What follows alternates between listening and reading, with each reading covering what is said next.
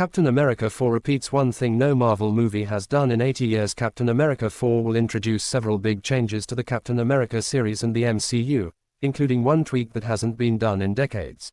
Captain America: Brave New World is set to be Sam Wilson's big screen debut as Captain America, and it's revisiting a plot point that hasn't been done in movies for well over half a century. With the release of Captain America: Brave New World, the titular hero will join rare company as one of only two MCU heroes with 4 solo movies, the other being Thor. However, the passing of the Shield makes this a different sort of sequel, and time will tell how well the brand performs without the iconic Steve Rogers. Sam Wilson was famously given the Captain America title at the end of Avengers: Endgame, but his only MCU appearance since has been in the Disney Plus streaming series The Falcon and the Winter Soldier.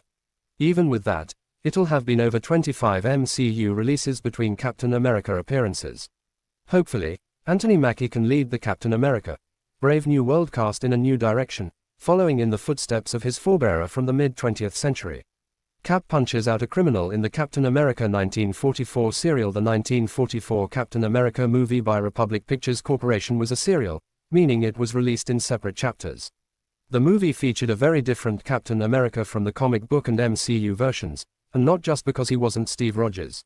This movie's Cap was a man named Grant Gardner, and he seemingly did not go through any super soldier transformation. Instead, Gardner is just a district attorney who also fights crimes dressed as Captain America.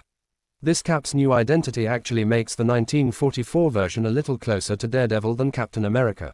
Funnily enough, Marvel would go on to later turn this Captain America into Steve Rogers, sort of.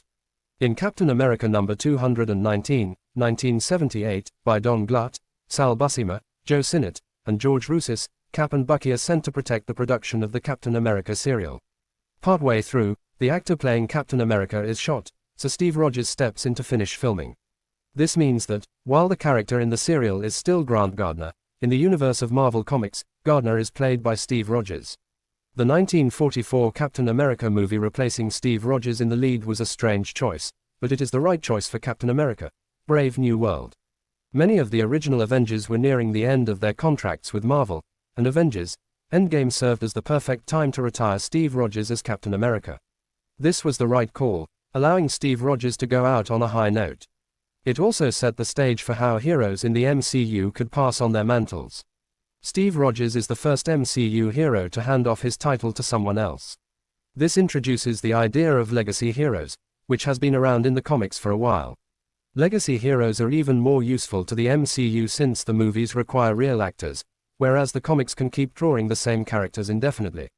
Cap's example has since been followed by Clint Barton, who seemingly passed his title to Kate Bishop at the end of Hawkeye. Sam Wilson will be the first legacy hero to headline an MCU film with the release of Captain America: Brave New World. If you are new to our channel, then like and subscribe.